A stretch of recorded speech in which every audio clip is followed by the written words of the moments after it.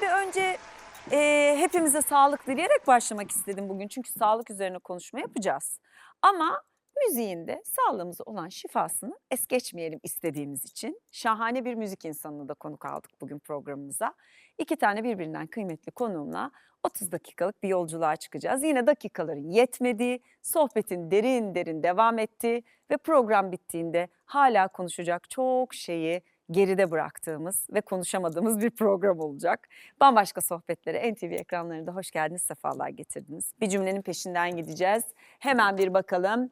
Frederick Beckman diyor ki bir damla ışık bile gölgeleri yok etmeye yeter. Genel cerrahi uzmanı Profesör Doktor Mert Mahsuni Sevinç, besteci orkestra şefi Musa Göçmen konuğum. Buyurunuz efendim. Hoş geldiniz, sefalar Hoş bulduk, getirdiniz. teşekkürler. Hoş geldiniz Hoş hocam. bulduk. Hoş geldiniz. Merhabalar, nasılsınız? Yani önce dedim ne güzel giyinmişsiniz. Sonra gözlerinizi gördüm karanlıkta. Dedim bu Halit'i biraz hatırlattınız bana. Canım Evet, Halit evet. Ergenç'i söylüyorlardır size Söylüyorlar. zaten. Buradan arkadaşıma da sevgiler ileteyim. Harika bir oyun oynuyor Satıcının Ölümü. Mayıs ayında gideceğim. Listemde muhteşem bir oyuncu kadrosuyla. Halit de aslında Teşekkür ederim. kıymetlidir ses sanatçı. Kral ve ben de izlemiştim onu çok küçükken. Yıllarca önce AKM'de çok güzel bir eser canlandırmış ve parçası olmuştu. O da zaten müzikal mezunudur. Çok kıymetlidir yani. Sesiyle de oyunculuğuyla da onu hatırlattınız. Yani bana. bizim için de inanılmaz bir anıya dönüşmüştür Halit Bey.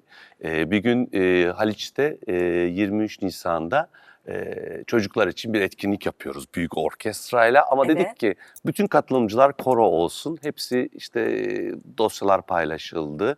Bir baktım o gönüllü korosunun içerisinde gelmiş Halit bizimle, Ergenç evet bizimle şarkı söylüyor. gelir.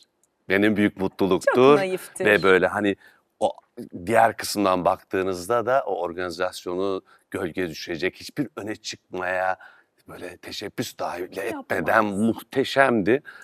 Yani onunla da ilgili böyle harika bir anımız var. Zaten kendisini çok severdik, Çok. çok saygı duyardık Çok. ama oradaki o duruşuyla da gönüllerimizde ayrıca da bir yer edindi. Evet, Halit sadece benim Binbir Gece zamanından arkadaşım değil tabii. 30 yıl yani herhalde ikimiz de çocuktuk. Böylece de anmış olduk aslında sizin gıyabınızda, yani sizden dolayı hatırlayarak Halit'i Onun de almış gıyabında, evet. oldum. Evet, onun gıyabında olmuş oldu. Hoş geldiniz hocam. Hoş bulduk. Şimdi tabii Musa Bey'le böyle radikal şeyler yaptığı için çok heyecanlı bir sanat sohbeti yapıyor olacağız Evet. ama Çok güzel. günün sonunda hayatın içinde siz de şifa veriyorsunuz. Yani şifa dağıtıyorsunuz. Ömrünüzü buna vakfetmişsiniz. Evet. Ve aslında en sinsi ilerleyen, kendini en zor fark ettiren, mide hastalıklarıyla karıştırılan Evet. bir hastalık konu başlığımız pankreas. Evet. Ve maalesef pankreasta fark etmediğimiz noktada mücadelesi büyük olan pankreas kanseri. Evet. Şimdi biz bu pankreasta niye bir şeyleri hissedemiyoruz ve neyle karıştırıyoruz diye başlamak isterim. Öncelikle pankreas tabii kendini midenin arka tarafına sakladığı Evet. için ilk başta gerçekten kendini çok iyi saklıyor. Evet. Hastalarda hafif bir mide ağrısı oluyor ya da karın ağrısı üst taraflarda olan, şöyle sırta doğru olan bir karın ağrısı oluyor. Genelde insanlarımız bunu çok fark etmiyorlar ya da çok önemsemiyorlar. Aslında bunlar çok önemli dakikalar, günler diyelim.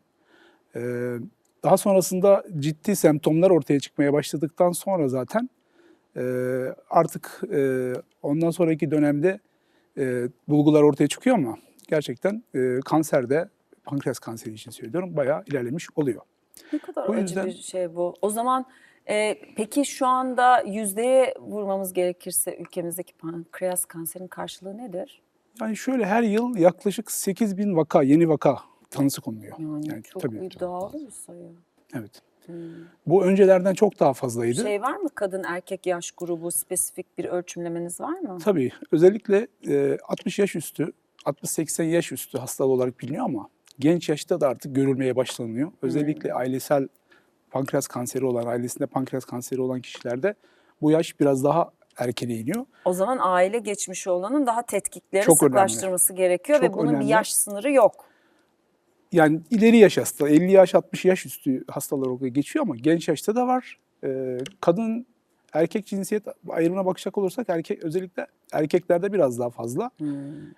Ama işte buradaki önemli olan nokta az önce sizin de bahsettiğiniz gibi çok sinsi ilerleyen bir tümör ve tanı konumuna gerçekten geç kalmış oluyor. Çünkü bize gelen hastaların %50'si zaten metastatik dönemde, yani karaciğer, akciğer metastazı Ah olduktan ya. sonra tanı konulabiliyor.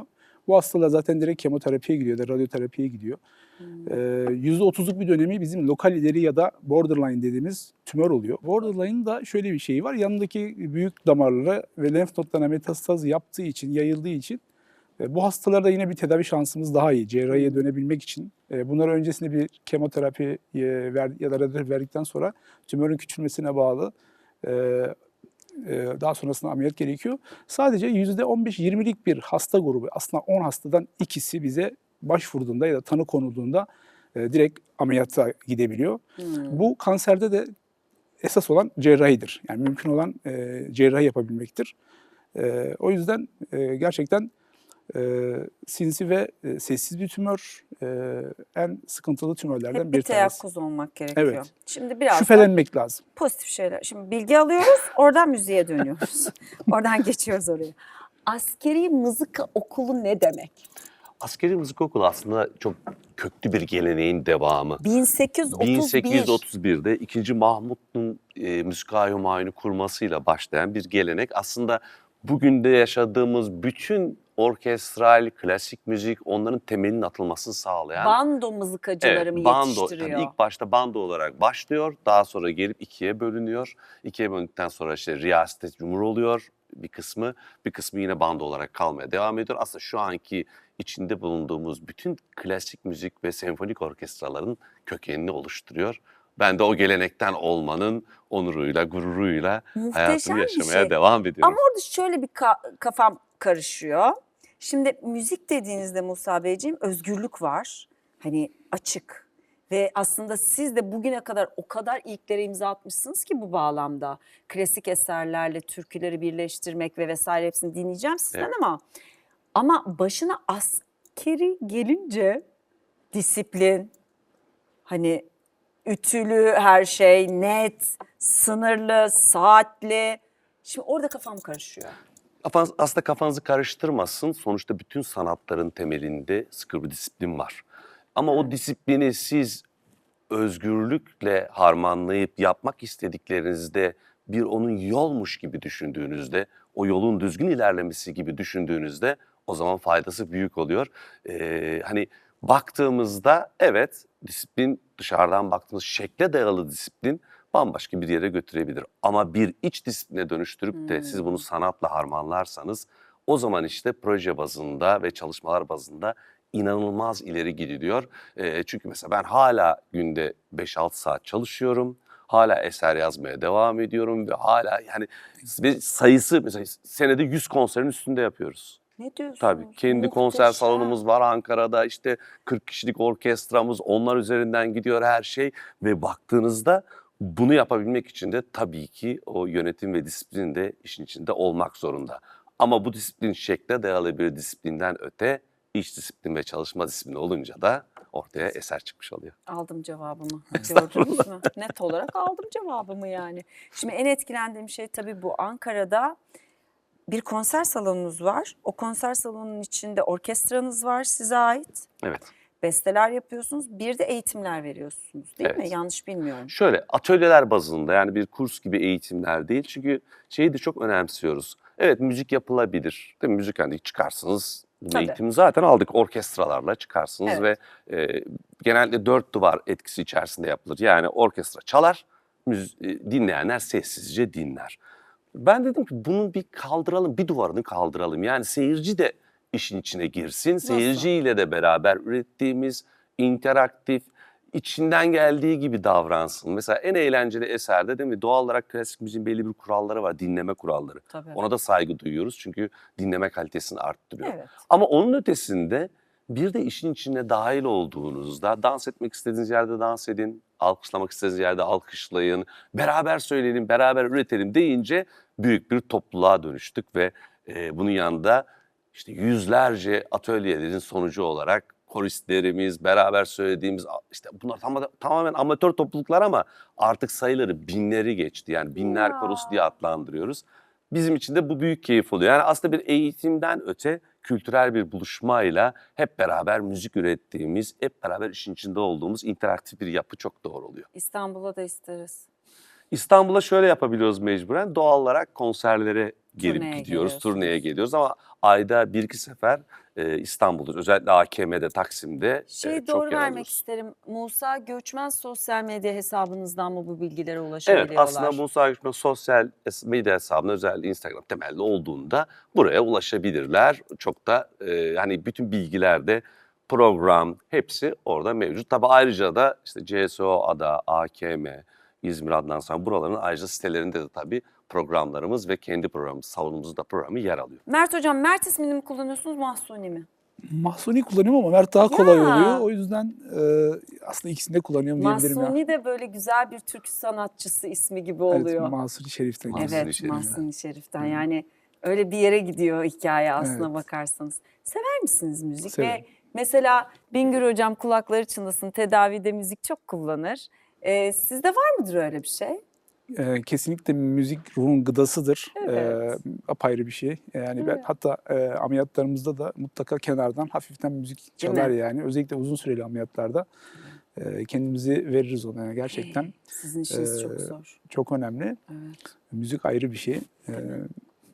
Ameliyatta müzik bana iyi geliyor fikren. Daha bir böyle ortamı Evet, ortam biraz daha rahatlatıyor gibi. rahatlatıyor. Değil mi? Hafif sesle böyle Evet. çok gürültü yapmayacak şekilde. Çünkü bütün ekip kendini vermiş oluyor. Tabii. Ay, Musa Bey'in eserlerini dinleyebilirsiniz. Çok güzel Çok onlar. güzel bir tesadüf oldu benim Evet. için. Hocam, Gerçekten ne güzel. çok Yani bu sevindim. geceki aile sofrasında da Musa Göçmen, hemen yazıyoruz. Allah'ım neler çıkıyor neler. Sohbetler üstüne çok da keyifli olur diye düşünüyorum. Mert Hocam, şimdi burada şeyi de sormak istiyorum size. Pankreas midenin arkasına saklandığı için. Evet. Burada biraz mideyle de karışıyor dediniz ya. Evet. Şimdi biz spesifik bir takım kanser türlerinin keşfedilişi, erken tanıda ne oluyor ya da işte geç tanıda nasıl süreçleri oluyor ve hakimiz artık. Evet. Ama pankreas kanserinde pek hakim değiliz. İlk anlattığınız tabloda beni biraz ürküttü tabii. İleri derecede yakalanıyor olması çoğunlukla, bir yere sıçradığında hücrenin borderline teşhisli bir hücre olması falan, bunlar beni biraz ürküttü. Evet. Bu noktada tedavi süreci ne oluyor? 8.000 hastada ben kanseri atlattım yüzdesi kaç oluyor? Evet, son soruyla başlayayım.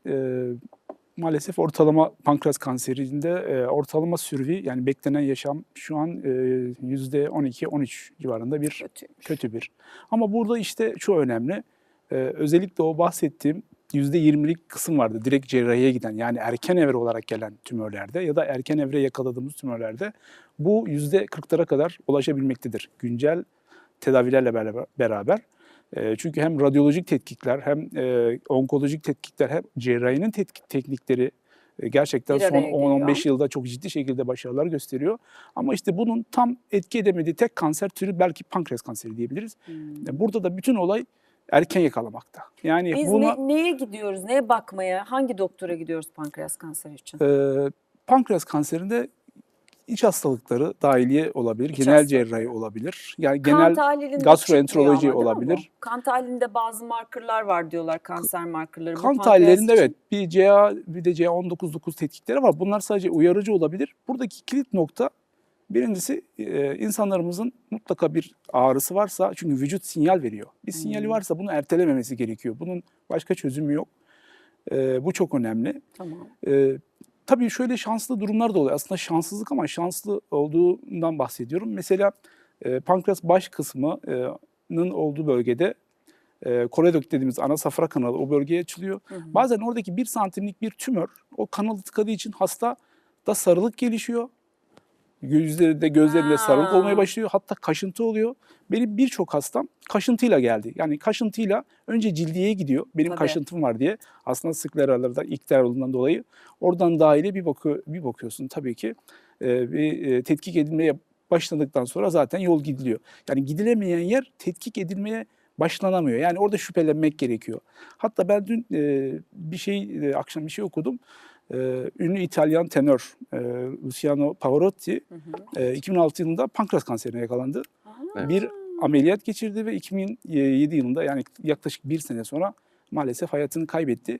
Yani bu kadar güçlü bir ses ve kulak bu pankreasın sessizliğini atlamış oluyor. Yani gerçekten Atlıyor çünkü çok çok önemli. sessiz. Evet, yani bu kadar derinden gidebiliyor. Evet. Bunu da müzikle bağlamış oldum.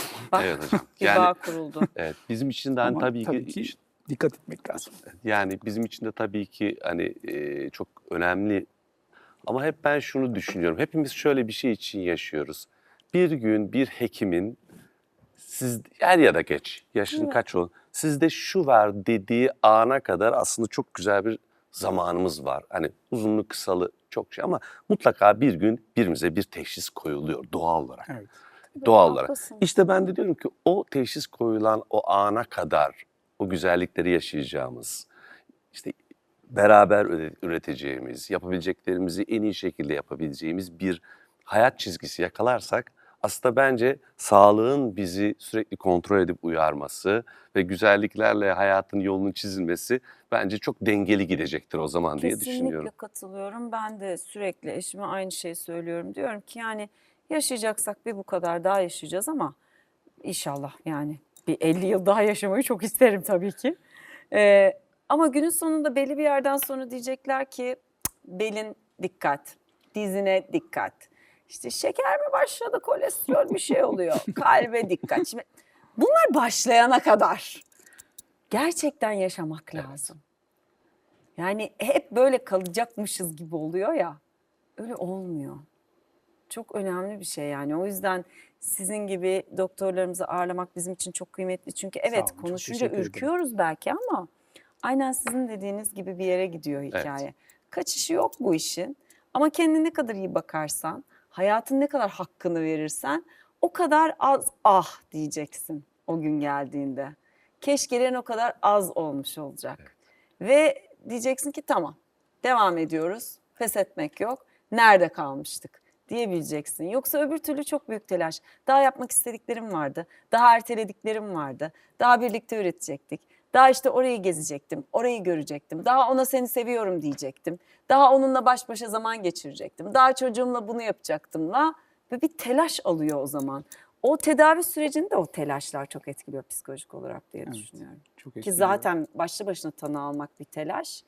Bir de hayata dair yapacaklarının biriktiğini görmek ekstra bir telaş. Yaşamak güzel şey o yüzden. Sağlık Peki önemli. Musa Beyciğim, şu benim çok dikkatimi çekti. Mesafeli konser. Mesafeli bir konser yapıyorsunuz pandemi döneminde. Şimdi İlk konsere evet, bir kişi geliyor. evet. Bunu anlatır mısınız? Çok merak ettim. Yani şöyle bir şey, insanlık tarihinde mesela tüm insanlık tarihinde deseler ki yani bir hafta bul ama o hafta sakın konser salonu açma. Tam ben o haftayı buldum işte. Konser salonunu Bir şey söyleyeceğim. Yalnız açtık. değilsiniz, hepimiz için geçerli bu. O pandemi dönemi bana da tam bir okul için kiralık sözleşmesi yapmak üzereydim. Dedim ki haftaya gelebilir miyim? Haftaya pandemi patladı ve kira sözleşmesini yapmadım. Yani büyük bir işte avantaj oldu. İşte ben onu yapamadım. Ah. Ben açılışı yaptım. Tamam. Açılışta böyle 3000-3500 kişi konserler falan. Biz 3 gün sonra kaldık tek başımıza. Ya. Kapandı. Dedim ki ama bir yerden başlamak lazım. Çünkü hani elbette hani gördük o pandemi zaten o kadar süre devam edecek. Bu tarihte araştırıldığında da zaten ortaya çıkıyor ne kadar süreceği. Evet. Dedim ki ya bir şey yapalım o zaman. Yani farklı bir şey olsun ama sanatı da yaşatmaya devam edelim. İnsanların çünkü elbette ki sağlık, sıhhat bunlar çok çok önemli. Ama bunları sağladıktan sonra sanatın ve kültür, o hayatımızdaki o boşluğunu derin bir şekilde hissedeceğiz. O yüzden dedim ki bir şey yapalım. İşte o sıra böyle mesafeli konserler, pardon mesafeli, her şey mesafeli bahsediliyor. Ben de dedim mesafeli konser salonu yapalım. Daha hiç böyle fikir yok ortada. Nasıl yapalım? İşte metreyle ölçelim. Kaç metre söylüyordu uzmanlar? 2 metre. Boşaltalım bütün sandalyeleri. 2'şer metre arası açık olsun sandalyelerin. Sonra ben aradım bir işte gazeteci arkadaşım da dedik harika bu yani harika bir fikir. Yapar mısınız? Yaparız. Biz bunu yaptık. Koca salon işte 40 kişi, Çok iyi. 40 Çok iyi. kişi falan kaldı. Dedim ilk başta canlı yayınlarla yapalım herkes evde. Evet. Dedim ilk hafta ben yapayım ki yani ne olacağını bilmiyoruz. Ben geçtim bir resital. Canlı yayın açıldı. Piyanoda benim eser çaldım. Hiç kimse gelmedi. Ah be. Tabii bomboş. İkinci günde çaldık. İkinci günde bomboş. Ama ben ısrarla devam ediyorum. Çünkü ben şeye çok inanıyorum. Mesela bestecilikte bir şey var. Size bir sipariş müzik gelir ya da bir şey yapmanızı ister. Oturursunuz, yazmaya çalışırsınız. Bir şey yazmak isterseniz olmaz. Tamam. Önce olmaz. Tamam. Olmaz, otursun yine olmaz. Bir daha yaparsınız yine olmaz. Yine olmaz. İşte ben bu olmama işini çok seviyorum. Evet. Ne güzel bir şey bu. Çünkü bu olmama işte olmama ihtimallerinin içinde bir tane olma ihtimali var. O olma ihtimalini bulmak için çabaladığınızda ve bulduğunuzda sonra öyle bir olmaya başlıyor ki bu sefer de olmama ihtimali kalmıyor. Şimdi Brené Brown diye bir yazar var. Onun bir kitabını okuyorum. Kitapta da tam olarak bunu söylüyor. Hataların kadar, olduramadıkların kadar aslında başarılısın. Evet. Yani ve düşündüğünde evet bütün olmayanlar ve bütün o hatalar, o denemeler seni sonunda başarıya götürüyor. Sizin dediğinizde böyle bir şey. Evet, ve oldu tabii ki. Ne Ben oldu? çalarken böyle kapıdan bir hanımefendi girdi maske. Ben durdum o sırada dedim ki sizi bekliyorduk deyince korktu tabii doğal olarak. Tabii Hani, korkmaz hani mı? niye herkes beni bekliyor içeride böyle bir teknik hep kameralar Çok falan iyi. var. Ve geldi en öndeki sandalyeye oturdu ve o öndeki sandalyede oturup tek başına etkinliği izledi. Sonra ne oldu? Sonra 2 oldu, sonra 3 oldu, sonra 5 oldu, sonra 40 oldu.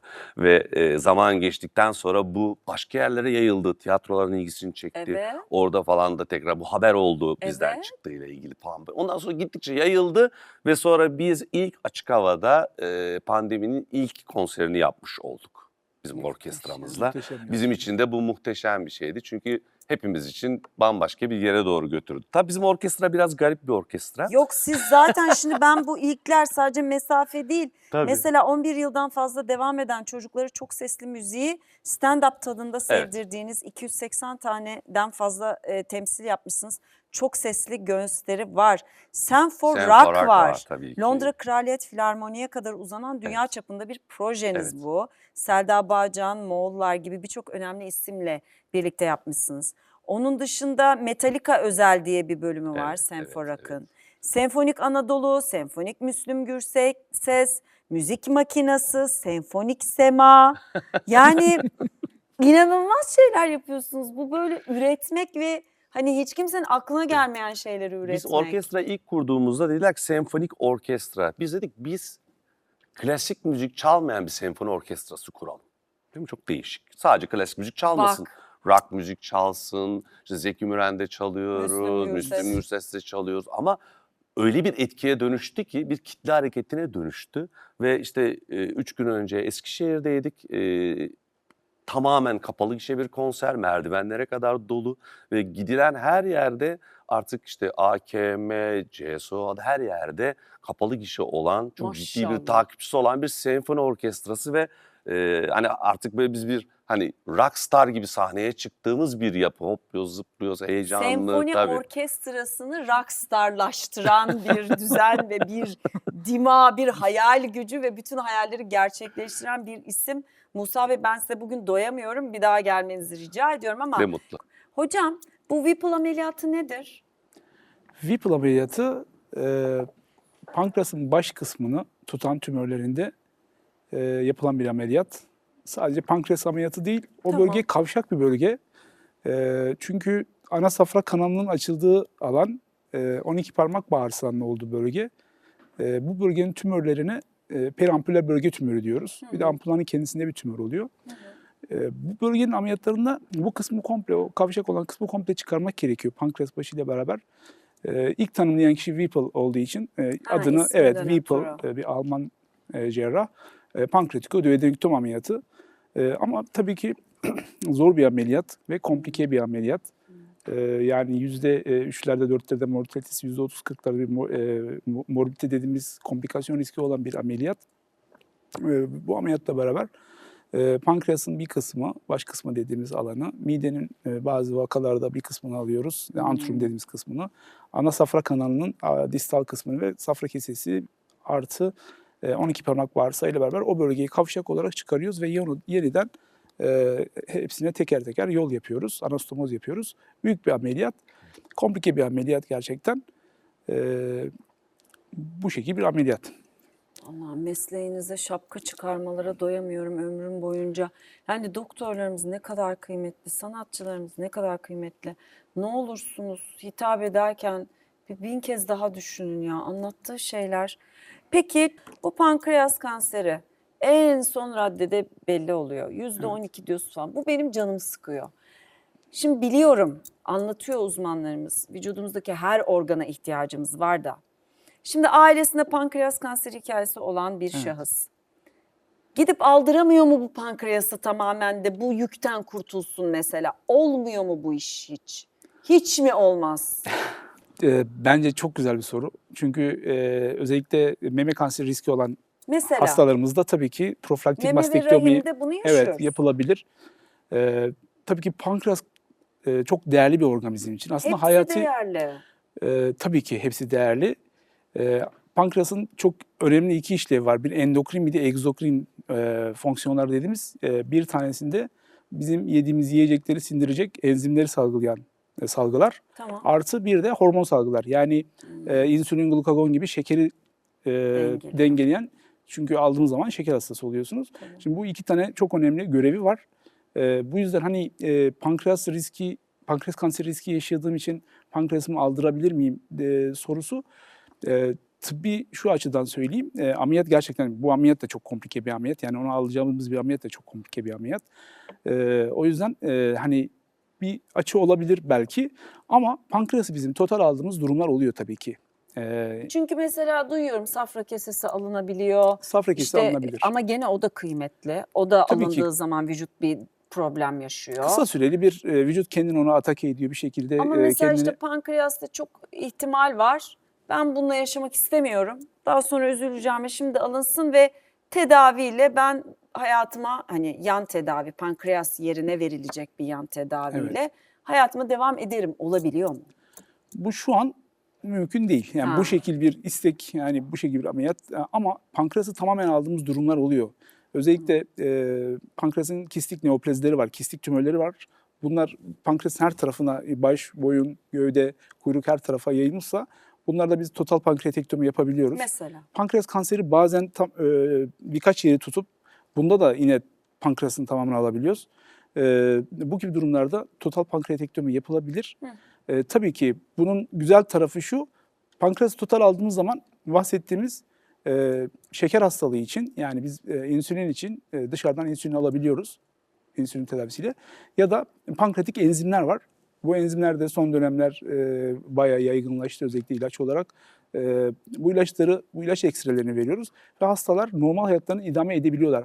Ama tabii ki çok düzgün bir kontrolle. Yani düzenli, düzgün bir kontrol, düzenli şeker takipleriyle beraber pankreassız bir yaşam da sunulabilir tabii ki. Bir de mesela bu robotik cerrahi falan orada devreye girmiyor mu? Daha rahat atlatmamızı sağlamıyor mu meseleye? Robotik cerrahi tabii ki teknik olarak özellikle cerrah açısından düşündüğün zaman gerçekten bu kadar komplike bir ameliyatı daha rahat yapmamızı sağlıyor. Hasta Ama için? hasta için de tabii ki Değil yani mi? iyi bir ameliyat sonucu itibariyle ama dediğim gibi pankreas ameliyatlarının kendisinde ciddi komplikasyon riski var. Anladım. Yani en iyi yapılan merkezlerde bile gerçekten riskler yüksek. Bu yüzden bizi korkutan bir organdır. O yüzden çoğu cerrah pankreası sevmez. Yani çok az bir grup gerçekten bu organla uğraşan. Çünkü gerçekten hastalar geç dönemde başvuruyor.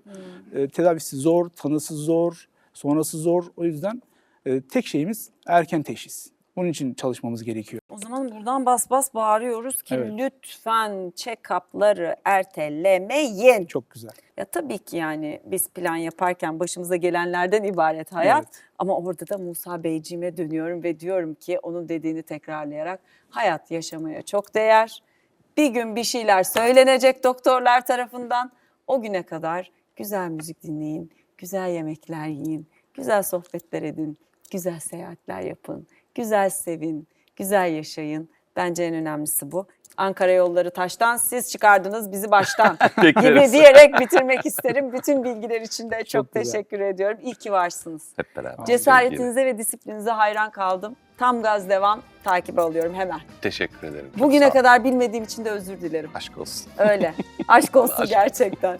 Efendim bir başka bambaşka sohbetlerde tekrar bir arada olacağız. Hoşça kalın.